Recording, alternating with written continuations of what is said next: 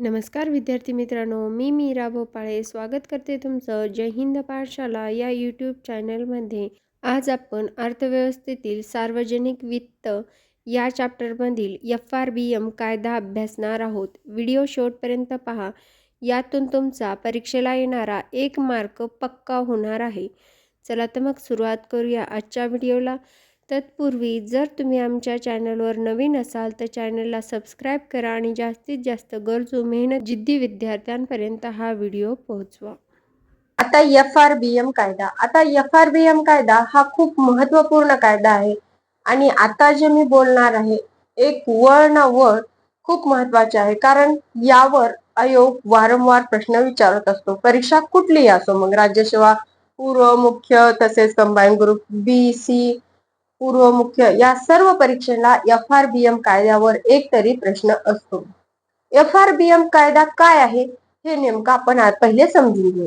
FRBM कायदा असा आहे की सरकारला जी काही राजकोषीय तूट म्हणजेच काय तर सरकार जे पैशाचं धोरण आखत असतं ते धोरण अवाढव्य होऊन एकदा ब्लॅक बजेट आला होता यशवंतराव सिन्हा यांच्या काळामध्ये, तशी टाइम आपल्या देशावर परत येऊ नये म्हणून आपण राजकोषीय व्यवस्थापन, राजकोषीय राज्याचा कोष म्हणजे आपल्या देशाचे जे पैसे आहेत त्याचं नियोजन व्यवस्थितरित्या केलं पाहिजे, यासाठी हा कायदा आलेला आहे. तर FRBM कायदा कितीचा आहे तर FRBM कायदा 2003 चा आहे आणि तो मंजूर झालाय 5 जुलै 2004 ला विजय केळकर समितीनुसार.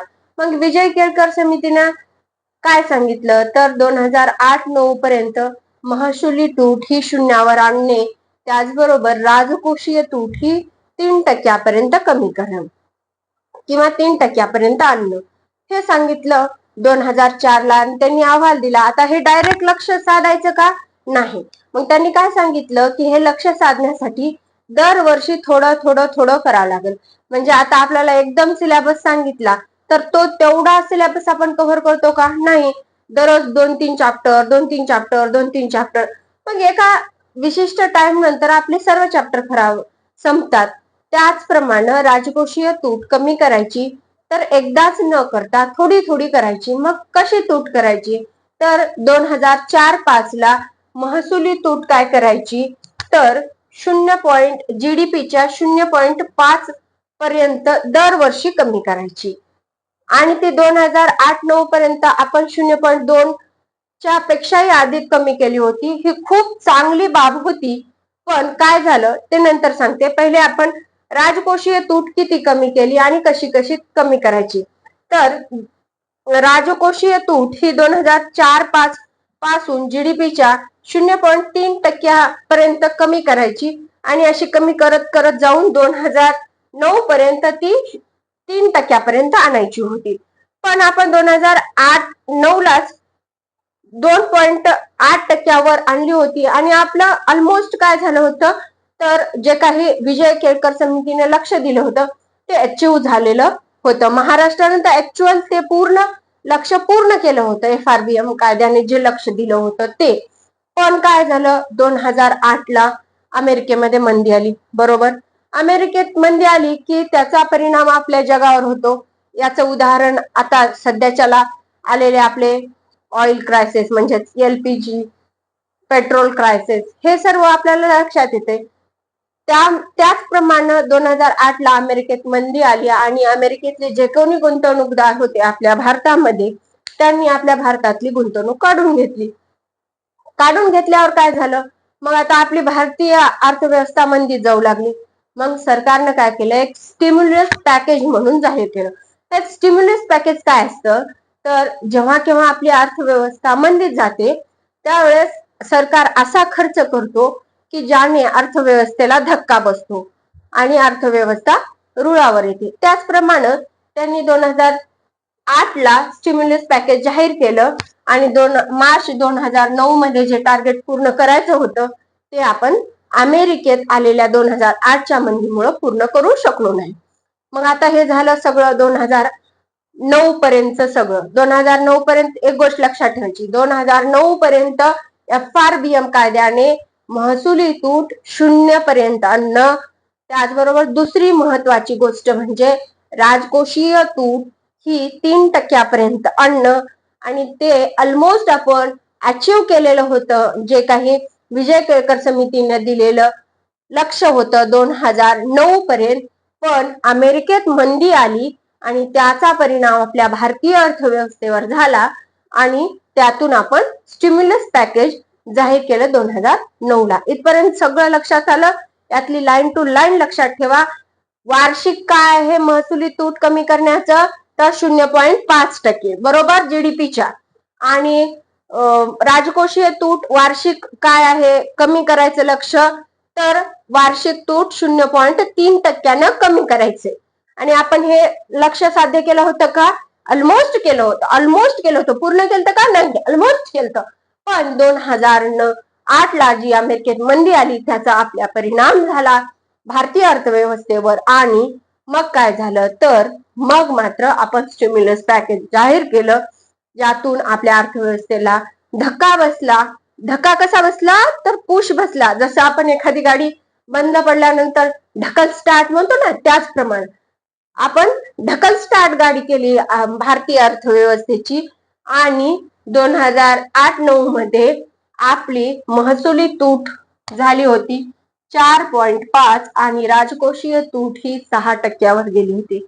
म्हणजे आपण जे लक्ष साध्य करायला गेलो होतो त्याच्या दुप्पट उलटच झालं. बरोबर, ही गोष्ट सुद्धा लक्षात ठेवायची. 2007-8 मध्ये 1.1 होतं महसुली तूट आणि राजकोषीय तूट ही 2.5 एवढी होती.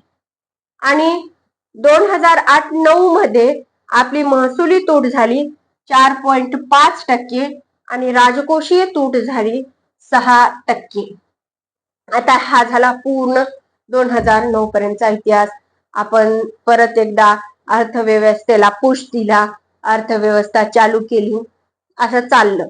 मग 2016 ला परत एकदा NK सिंग समिती स्थापन केली. तिला काय नाव दिलं आपण, तर FRBM पुनर्विलोकन समिती म्हणून नाव दिलं. काय नाव दिलं? FRBM पुनर्विलोकन समिती. मग ह्यांनी काय केलं, यांनी 2023 पर्यंतचे टार्गेट दिले. ही समिती स्थापन झाली 17 मे 2016 ला आणि तिने अहवाल दिला जानेवारी 2017 मध्ये.